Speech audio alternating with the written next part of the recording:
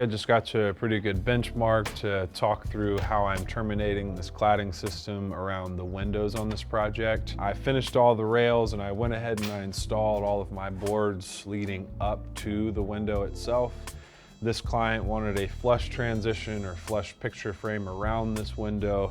So I did wait until these boards were installed to plane across the face of them to determine what the width was going to be.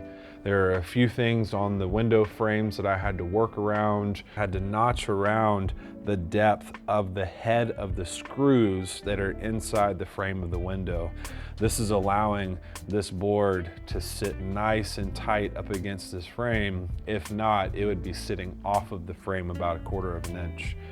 But now I will try to match just the reveal of this last board. We're about 3/16 for your narrow gap, so kind of holding my tape measure more or less at the bottom, I'll pull that width right there.